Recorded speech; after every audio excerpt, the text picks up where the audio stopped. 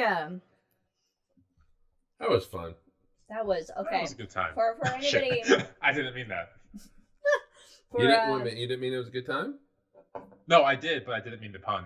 you always made the pun. Oh, always oh. puns. I Always intended. except for this time, I didn't mean to say it, and I did, and it makes me happy. What I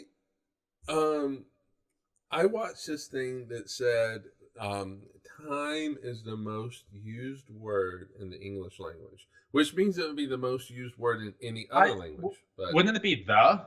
Well, this is like a cultural thing. Well, isn't like a real. No, that's like a what? No, prepositions or whatever those are called don't count. No, this is. Yeah, it's like the most used word because I had a great time. It's about time. What time is it? I don't have time to do this. Or, sure, boss man, I have time. In your head to go, I really don't have time. What time are you available? What time? Exactly. So time ends up in a lot of our... It might be a cultural thing for us. And one of my favorite quotes about time, if I may. Yes, you may. You have time. And thank you. And this came into my mind as we discussed, what this episode is going to be about time. And the first thing I thought of is if I may get into the zone for a second here. Yeah, get in the zone. The auto zone. Get in the zone. Auto zone. There is time enough if we act quickly. Time. What time do we have? Oh, we don't have to take a drink. That was good. If you are still listening to us over this Wizard podcast fight. and this hangover, the other thing I wrote down is you were listening after all this time. Always. And what does always mean? It's time doesn't exist. It's always actually have a meaning. In any case, let's keep going here. True. The meaning of there are words that are solely dependent on the concept of time. Right, but there is humanity time, commerce time, time that is used to run society, the societal time. Yeah. And now, if I may roll up my sleeves, but then there's physics, time and physics, and the two are different. And that confuses me. So my mind is such in the humanitarian aspects of it, the literature of it all. So, and this is where this next point is going to hit me a little bit. So I clearly did not read the outline. However, at the very end, Mike has that quote, and I'll say it again because it's a really good quote. Einstein writing to Bezos' family. Now he has departed the strange world a little ahead of me.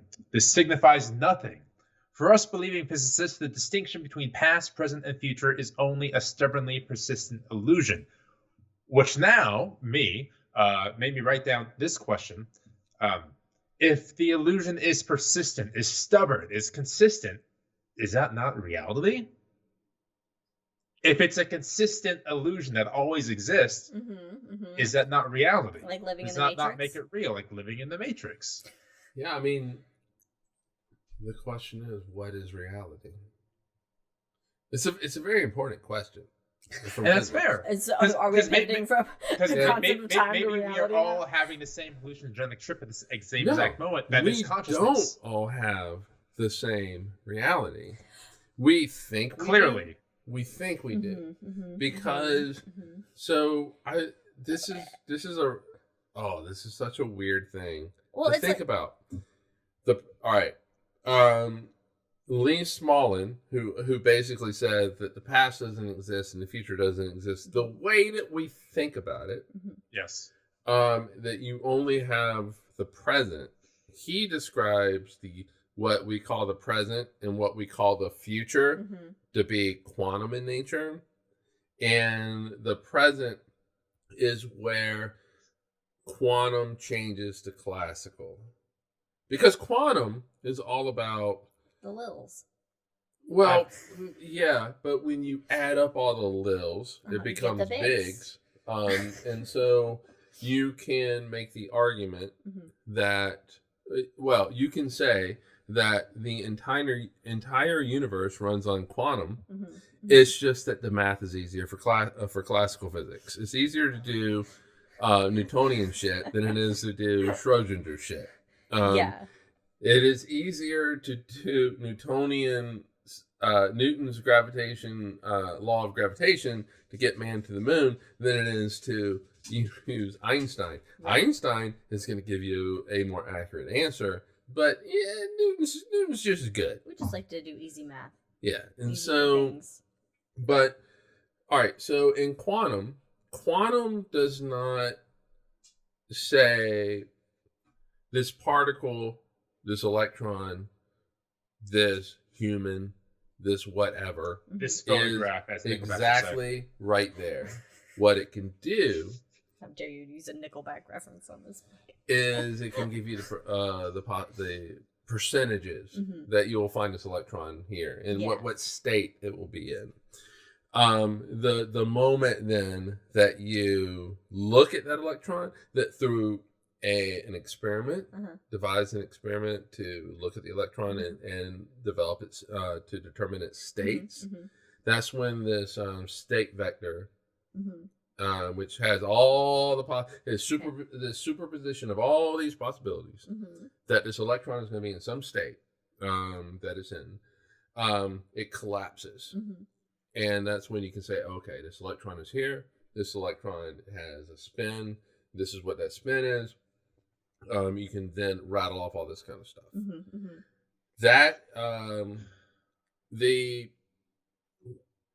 before the experiment, that is the future. The moment that you devise the experiment and you measure the state of that electron that is present, and then it goes into the past, and you're like, oh, whatever. It becomes this classical thing, because then you can say, definitely, for sure, which is what classical is all about, is that electron was here, has this state, it was moving in this direction. So it's like the frame rate of reality. This is what, yes. The frame rate of reality. Yeah. But that frame rate is not necessarily linear. It could be this way or that way. Right. Angles, depending on things. So, in my reality, though, is different from yours. We share what we think is a reality. We see what we think is a lot of times the same thing. But, just from a human point of view, we can see the same event, but we process it differently. Right. That kind of goes with my initial kind of just what I thought this topic would be, was just like how we, as just our concept of time, where, like, for example, like in our American culture, it's very like, you need to be on time to things. Yeah, because things are scheduled. You arrive on time. If you're not early or late, that kind of thing. As Benjamin Franklin once said, time is money.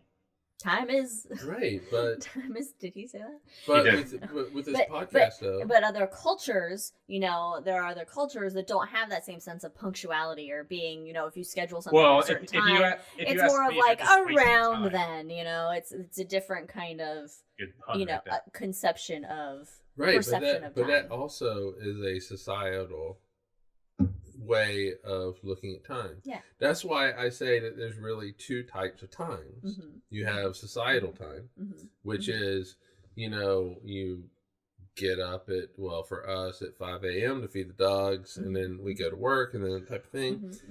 Societal time determines all of that shit. But fundamentally, though, there's a time of physics, which is different, which doesn't give a shit about societal time. Societal time doesn't even factor into the equation. And so the problem is that the three of us, and I dare say the 7 billion other people that live on this planet, we're all deeply entwined with societal time. It is hard for us to separate the two. I have a thought experiment. They're very different. I have a thought experiment. Hey, Einstein. Yeah. What do you fucking call him? What did he call him? Yeah. Were they not? But anyway, go ahead. Thought experiment. He called it moments of ingenuity. Anyway, so let's say, for a thought experiment, that you are living on a raft in the middle of the ocean, no land in sight. How do you define time? Well, you define and how would that look like? If there's no context around you, there's no context around you. No, but there you is. still have the stars and the sun. Or even if, to take it a step further, Because let's say you are a person that can somehow live in the middle of the space. No planets, no nothing around you. That is a better now how do you, or the person living in the middle of blackness? How do you define the rate of your fingernail growth? No, okay, all right, hold on. Let's say you're an alien that doesn't have fingernails. You're a blob. Okay? A blobfish. But anyway, the word that Albert Einstein used was Gedanken experiment. Thought experiment. So thought experiment. Gedanken experiment. Well, interestingly. Yeah, okay. But you're not, it's not a closed system. You're a blob sitting out in space. You're still experiencing the universe. And so stars explode. Mm-hmm. Yeah, but you're not going to... Clouds of dust and gas. There's a good chance you will not see that within your lifetime. Oh, you're assuming that the lifetime for this blob is 80 years. 2 centuries, sure. But, all right, so how often does a supernova explosion happen? Twice every century within a galaxy, hypothetically. Milky Way's behind that, so on average. Every single second, there is a supernova going off somewhere. But you're not going to see that. You have limited vision. Right, but you are... You don't know that, though, so how do you perceive you are humanizing describe this. time? You're humanizing this. That's the thought experiment. That's the gadunk-a-dunk. Gadunk-a-dunk. Yeah, no, I mean, we can't say, all right, so... Okay, to bring it back from the a little bit away from the mind bending. It's an excellent, but hold on, it's an excellent thought experiment, worthy of Einstein, if I could say. And if we could take it even further back, really quick, Liz, if I may, I have an answer to the contest I put forth earlier in the show. Oh, that's right, the year of the first quartz clock. The quartz clock. Now, I am ashamed to admit that Mike's answer swayed my answer. So I said the first quartz clock. Mike said 1847. Liz said 1710. I said 1902. Right. I had wanted to put mine further out, but I thought, oh shit, Mike's smart. Mike's smart. You should know at this point. No. So anyway, this first quartz wristwatch, which is a whole other thing, or the first quartz clock. The first quartz clock is 1927. Oh shit! I was way off. And I was gonna say 1920 because that sounded right. Oh man. That's when the ladies were licking the radium, though, putting. Oh, you're right. Oh. Yeah. And then they lost their. They basically lost their. Was faces. Was that a shot episode we did, or was that a full episode? I don't remember. I know we all blended talked together. about it. It must have been like the third shot we did, because that's why I don't remember things. 1927, and the first, of course, wristwatch was like the 60s. No, I think the wristwatches were earlier as far as not a quartz. A quartz one, maybe quartz, not a. So in the podcast, in the main episode of the podcast, when we were going through the just the mechanical devices that had been made.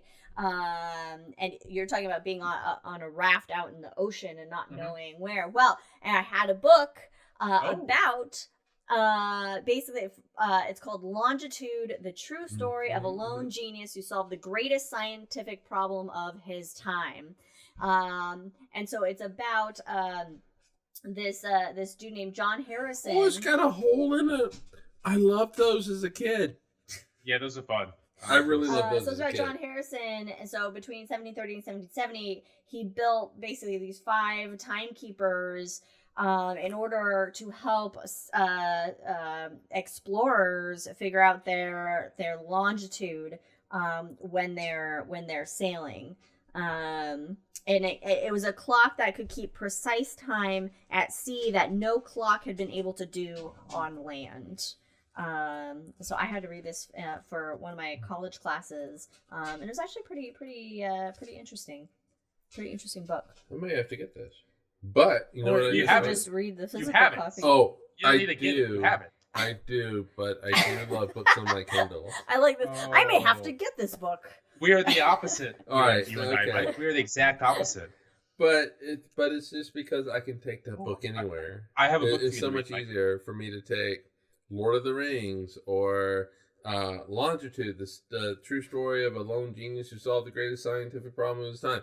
on a plane. Yeah, that's but at the same time, how often are you on the plane? But look, your Kindle doesn't do this. Oh, but see, I do. Oh, guys. So actually, if you make your settings go to 1 second per turn page, you can actually have that feel of turning a page. I do. When I was a kid, I loved books that had the yeah, you know, and it multiple layers to it. Feel the picture underneath, so awesome. Speaking of being a kid, and we also talked about how, you know, we like to make timelines of things. And here is my timeline from elementary school. Yes, this is. Wait. I thought I came into the world. This is basically two timelines where it's my life events and historical events. Number one, how old were you? Okay. When was this? Oh, this was made. This was made. I'm sorry. This was in middle school. This was this was made in 1996 when I started 6th grade at Los Cerros Middle School. By the way, I got an A for content and an A for presentation. Of course, but apparently I was absent last Friday. Now, did your mom know that you're absent? I'm assuming so. I'm assuming she was in 6th grade. It's not like it was high school. I'm assuming I had to turn it in late because I was absent. But in this timeline, yeah, it basically starts with my life in the world. 1986, I got my 5th tooth. I don't know why I chose my 1986. Fifth wow, tooth. So long ago. In 1992 was my last year of ballet. 1994 was I got my first rollerblades. Keep going. And in 1999, I moved to advanced in gymnastics. That's when I got to start competing, and also what started this back issue. Yeah, I was going to say. But also the historical events. Let's see. In 1985, when I was born, a TWA airliner was hijacked by a Arab terrorist. That's a notable event. Sure. Yeah, you know, what? 1986, Whitney Houston and Madonna resign as divas of popular music. Fuck yeah, Liz knew what she was about early on. They resigned as if it... All right. 1989, a strong earthquake. I remember that earthquake. Sure, yeah, World Series. Let's see. In 1993, the average salary was $30,000 a year. Oh. Is it not still average? Yeah, it's still average. And in 1996, when I did this, USA Women's won the gold. USA Women's Gymnastics won the gold in the Olympics. And then I have some pictures of friends and me, and a bracelet, I guess that I wore that was good, and some pictures of family. And there's me crawling on the ground as a baby right there. Excellent. And then I loved pigs, so there's a stamp of pigs. Well, if she you had still loves pigs, by the way, she still loves pigs. What would you name it? Well, I have a stuffed pig named Oinkers. I mean, that's adorable. you guys need to watch oh god, what is that show called? The cartoon. This is the Oinker pig. Peppa the Pig? No, not Peppa. God damn it. There's another pig show? Yes, the pig is a central character in my mind.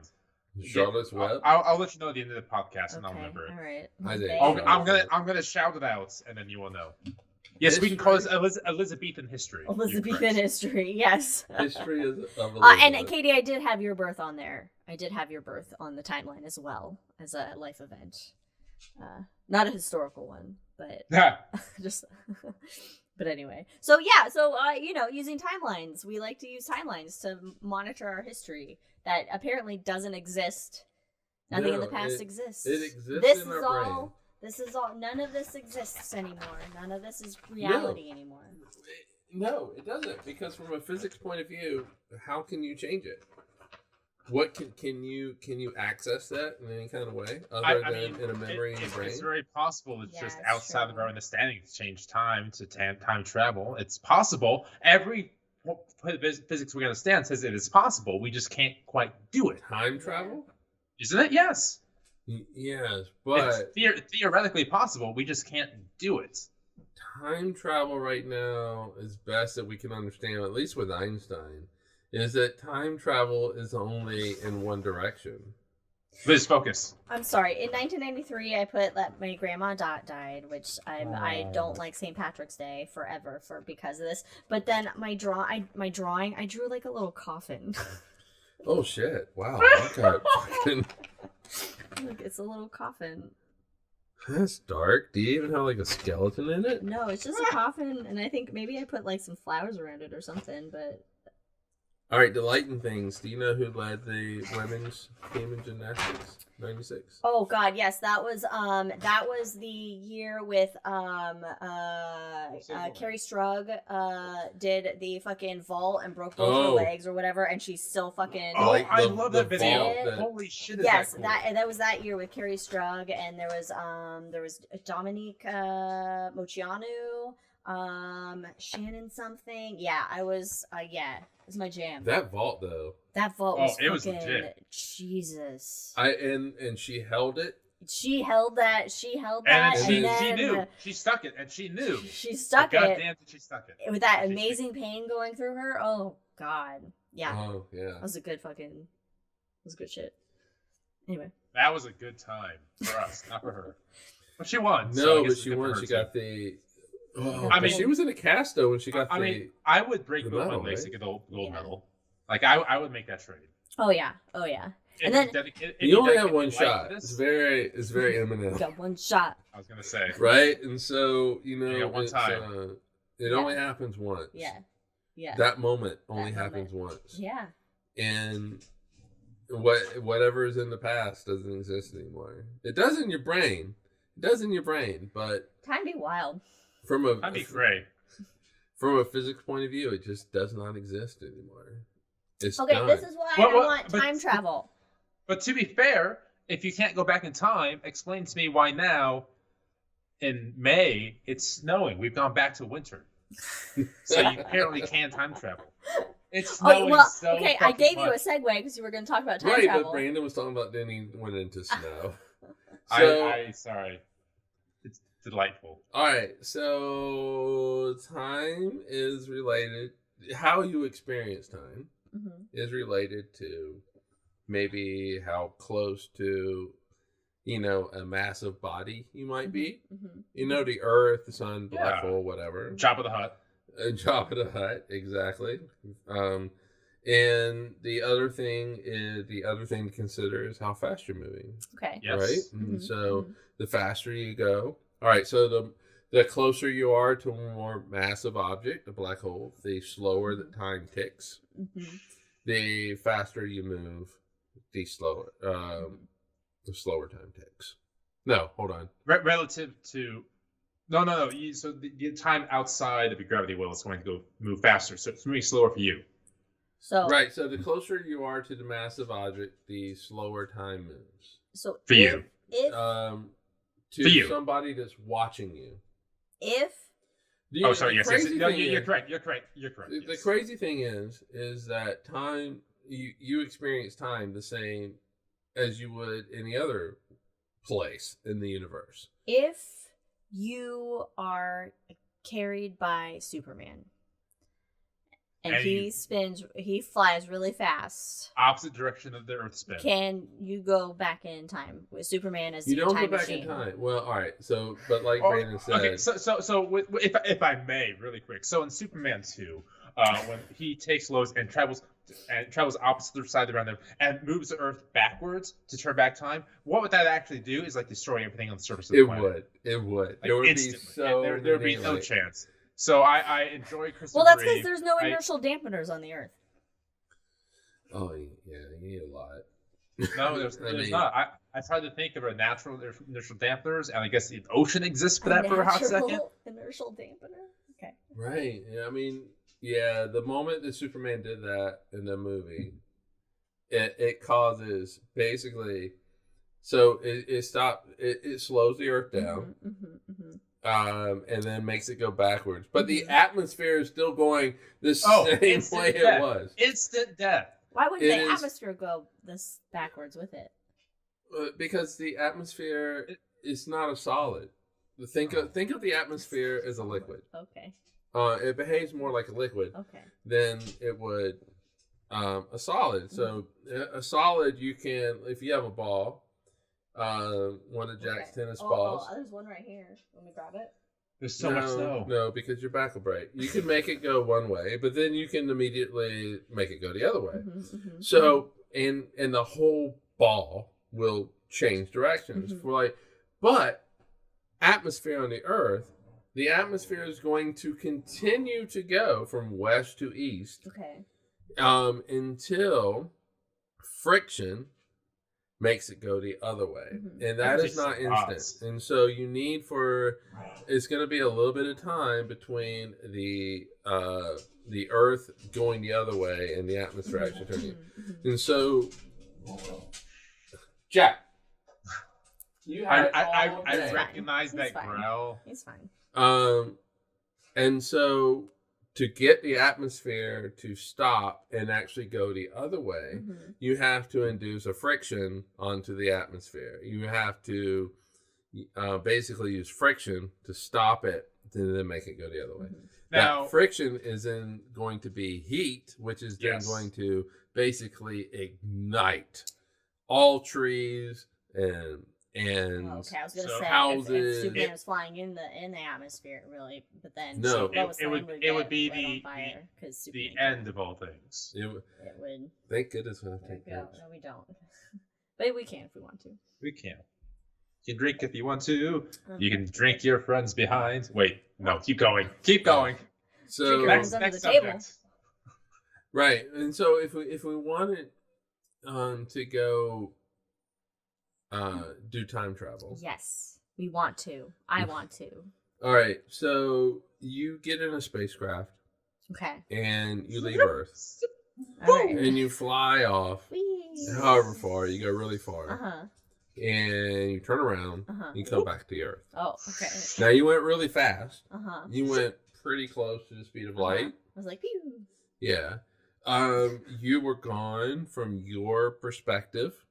But you still have Jack Lanneman's with you, so don't worry. Yeah, okay. A year. So not long. Okay. From your perspective. Okay. You went 6 months out, really fast speed. And then you came back. Okay. Really fast speed because you gotta get back, right? Yeah. I got shit to do. Go out 6 months, come back 6 months. So, when you get back, depending on how fast you went, maybe 1,000 years have passed on the Earth. Maybe 1,000,000 years have passed on the Earth, depending on how fast you went. So you've only aged a year. But everybody on Earth, everybody you knew, is now dead. Okay. Society has advanced. Hopefully. 1,000 years, 1,000,000 years. Now, advanced doesn't mean necessarily that we have survived this or things have been good. However, though, the time on Earth has been 1,000 years, 1,000,000 years, depending on how fast you went. And so you can time travel. But I'm only going in the future. Yes, you're going into the future. I want to go in the past. There's no way to do that I want to go back in time. There's no way to do that yet. Yes. There's no way to go in the future yet either, but no. But Einstein did give you it's not theoretically possible to go back in time? Not yet, no. Okay, so there's no You see, Einstein has given us a way to time travel, but it's only in the future. Yeah. I mean, it makes sense. It makes sense that time traveling back into the past doesn't work. But we don't have a theory of everything. We don't we don't have that final equation of how the universe works. I don't think there is a final equation. So maybe within that equation, you can time travel into the past. We have to have a more fundamental understanding of the universe, which means we have to have a more fundamental understanding of what the fuck time is. You know? And we don't have that yet, so we can't say it. And so, but then this opens up this whole can of worms. Is if you can go into the past, there's this whole causality issue. Can you go back in time and kill yourself, and so you never exist? Oh, the old Back to the Future conundrum. Yes. Can you kill your parents? The baby Hitler so issue. That you never exist. The thing is, though, is that you do exist, so you can't kill off yourself in in this reality. You're right. But maybe you can kill off yourself in, another multiverse reality. Mm-hmm. And here's another question. So we talked about like the future. Sure, I'll answer it. All right. The future is this whole open arena area of possibilities of what the future might be. What happens to all the decisions that you don't make? So, if you decide, if you have a choice, gone down this rabbit hole before. But if you have a choice, you just graduated from high school. Oh, fuck yeah. And you have received 2 college acceptance letters. And that's one more than didn't even apply. You can go to the University of Oregon, or you can go to Oregon State. Oh. Beavers or ducks? Pick your animal. Yes. If you are in Arizona, if you could go to Arizona State, or if you could go to the University of Arizona. And I went to Arizona State. Boo! Yay! If you are in South Carolina, if you could go to the University of South Carolina, or Clemson University. Cool. we won some games. Anyway, lay a lot down.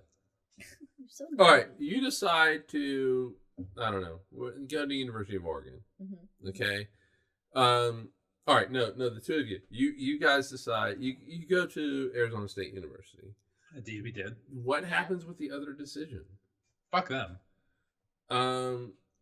What but would, what would life be like if you went to the other one?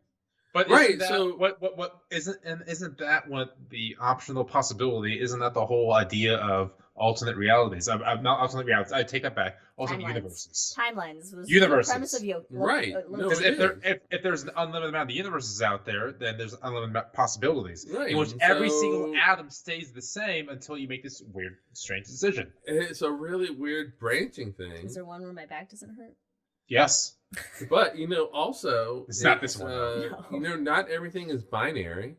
So not everything is a 0 or a 1, white or black. Mm-hmm. And so maybe you have 3 universities that you can choose from. Maybe you have 4. You're really smart and you get 4. And so or maybe you decide you don't want to even go to a university. And so fuck the elitist class. Until later. So what happens to these decisions? Do they just evaporate in the universe? Do they come up in like this other universe in a multiverse or thing? So is our universe branching off these other universes? This is stuff science fiction a little bit right now. Yeah, because our decisions are just in our brains. It's just they're not things that are in reality. It's just a thing. I do want to say that I'm glad that Elizabeth thinks that Clemson is cool. I would like to say that it's also Elizabeth's comment. The human mind can perceive time in the future, the present, and the past. It's pretty cool, and that is pretty cool. That we have the ability to think have about these abstract thoughts on these concepts that make our brains melt, and we still continue to choose to do that. All right. And so you have my favorite fact in the universe, which is every second stars exploding, as Mike said it earlier. But I think the most complicated and most fascinating thing in the existence is the human brain. Like, I don't think there's anything more complicated than that. I think that's peak complication. Your dad was born in 1950, right? Well, I don't give it away, but yeah, he might not want it. My ish, give or take. All right, my mom and dad born 1944. Mm-hmm. Did the universe exist before 1944? Can't prove that. I mean, based on historical record, yeah. Yeah, but somebody could have just written that shit down. Yeah, those bones, the dinosaurs were put there by Satan. Fake news? Yeah, I mean, yeah. So, I mean, I don't know how to answer this, but I've thought about it. You doing your own little Gerbage and did the universe exist before 1969 when I was born? Yeah. And it will exist in 2060 when we're all dead. But your parents were there, so they can be like... Yeah. Exactly. So that's why I say 1944. You know? I mean, we can throw our grandparents in there. I mean, so you met your grandparents, yeah. 1913 from my grandmother. But then they met their grandparents, and they met their grandparents. Oh, but you're only going as far back as what you've experienced in reality. So I will say... So the great-grandparents are a lie. So great-grandparents who I did meet, 1900s, or late 1800s, we'll say, did the universe exist before then? I can't prove that it did. Well, then in that case, you can't prove molecules exist. You specifically, because you've not seen. Maybe you have. But what about carbon dating? No, but people in history have used electron microscopes and stuff like that to prove that they do. Like carbon dating and all that good. Yeah, so we can look at other galaxies out there and see how long it's taken the light to reach us and prove that it does, in fact, exist beyond 100 years from now. Or years ago. You know, God put that light already in transit. Oh, God.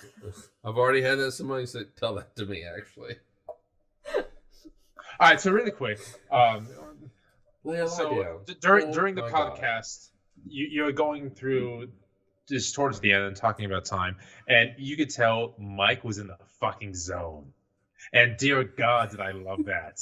I had questions, things I wanted to say. Nope, I'm going to sit back and listen to the Mike show, because when he's in, there's nothing fucking better. Like, he was in the zone, and it was glorious. I loved it. Oh, I wasn't, but I'm glad you think so. It makes me feel weird when you guys say that stuff. But I don't know. It's just such a weird topic. Yeah. It's not a weird topic. And it's a mind-blowing topic. It went beyond my initial shot episode that will be released on not this Wednesday, but the next Wednesday, which was just basically like, why do we tell time? It was more of the human construct of time and our use of time and the history of how we developed, how we thought of time or developed ways to tell time and keep track of time versus what it has turned into, which is kind of why we wanted to make it a full episode, because as we were doing the shot and I was talking about it, was like, wait, there's so much more to this concept of time, time itself. Right. Yeah. And it's because there really is the societal idea of time. And then there's the physics idea of time. And, physics... Two pillars of time. Physics, I've already said it. It doesn't give a shit about societal time. Physics, the fundamental laws of physics do not care whether to paraphrase Tyson, whether you're comfortable with something or not. It doesn't matter to physics. Physics is how the universe operates. And that is why when Bill Nye, Bill, he debated Ken Ham. Oh, Ken God, Ham. I remember this. Oh, yeah. And he was asked a question. Into this. I remember this. Yeah, it was so frustrating. And he was asked a question of, what if something were to, disprove what you think? And he said, I'd change it. Then I would change it. Yeah, I would change the way that I think. Absolutely. Because... two things that prove that. What's that? So give me two things that prove that. You have to back up your evidence. Right. Right. And so, the problem is that we're so entwined with societal time. That's how. Well, we have to be, though. We have to be. Because we need to know when we start work, when to end this podcast, when to start right. it. That was a long time ago. When am I calling Suzanne? When I need to take my meds, yeah. And... that's the thing. And when the dogs need to be fed. Yeah, and when I need to go play in the snow. Yeah. It's gonna be out making snow angels. We equate the two. We equate the two. So we equate societal time with, true universal time, physics time, how the universe operates time. They aren't necessarily the same. Jack. Don't mess with those cords. Jack's gonna bring down the whole podcast. Waiting for that to happen. Oh God, his face right now is so adorable. Can't even take it. It's always adorable. Jesus. Our dogs are aggravating right now. They're just needy, and they're like, we want to do something. So let's say this. Any last words about time? I was gonna go into a Hootie and the Blowfish song. That was the perfect time for you to do that. Why you punish me? Can you teach me about tomorrow that doesn't exist?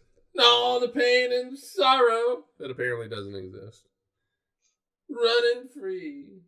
Go lie down. That's all I can do. I can't sing. It was beautiful. It was beautiful. Oh, whatever. You're drunk on On soda. Pedialyte.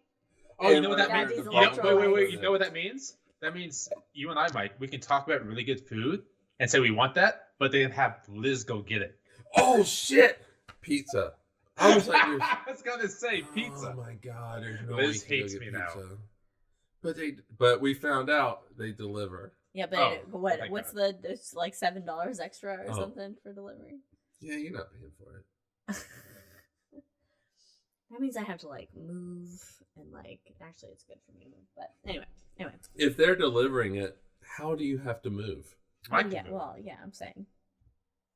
I'm the one who moving has up. to answer the door. I can hobble. I can get to the door. Oh, okay. This is Quasimodo it over there. I'm gonna walk now. You're Just still depends. bent over. It depends on how long I've been sitting or the time of day.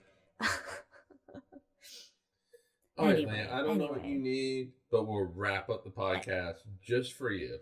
Anyway, yeah, it's about time. It's about time we call it because our brains have been melted by time. We also, for some reason, decided to throw black holes in there, which is extra. Well, you gotta when you talk about time. Oh, we have to get Extra. pizza now. Elizabeth said we gotta get pizza. Time And- melting. Do it. Oh, we enjoy doing these shows. No, we do. No, because she says thank you guys for having these shows. Oh, no, this is excellent. Yes. Just okay. don't listen to the first 20 episodes ever. In fact, delete them from history. I know, Oh they're fine. my They're god, fine. those first episodes. I don't. I know the first 3 episodes, and after I don't know. We had after to. that. We had to figure out. We had to have the time We to did. get the rhythm and figure out Yeah. how much we can actually drink during these and not go overboard and what we were doing. So I have never thrown up for these podcasts, but I want to come. All right, close. so the weekend of July 4th, do we have? Oh, goddamn, we don't have a show. We'll have shots the weekend of July 4th. Well, we gotta do Yeah, shots. we gotta do We gotta shots. do shots. we'll do some shots. Anyway, oh, what a hangover it's been. We've gone through more mind-bending, timey-wiminess. We learned a little bit about my childhood. Book recommendation for anybody interested in Excellent. some timekeeping devices right here. And my secret taking a drink was every time somebody said timey-wimey. Timey-wimey. Oh, was that? That was it. Which is basically only when I would say. Mike said it once. Did you say it? Oh, I don't Oh, recall you said saying it once? Did I? You did say Aha! you did say it once. So I took a drink. Aha. Well, I'm not a Doctor Who fan either, so I still, Oh God. On that note, since Kate, my sister's brain has melted, as she has proclaimed in chat, thank you all for joining us on this episode of The Hangover with Cosmos. Follow us on all the things at Drinking Cosmos on Twitter, Cosmos everywhere else. Check out our shit on YouTube, Spotify, iTunes, wherever you get your podcasts, and Wherever you get your shit. Wherever you get your shit, basically. And we will see you next time. as the senior Buck would say, we'll see you tomorrow night, but in 2 weeks. Which is in the future, which doesn't exist, and all the stuff we just talked God about damn it. doesn't exist anymore. Everything we just talked about. doesn't The exist. snow stopping. Oh. Cheers, everybody. Bye. Bye.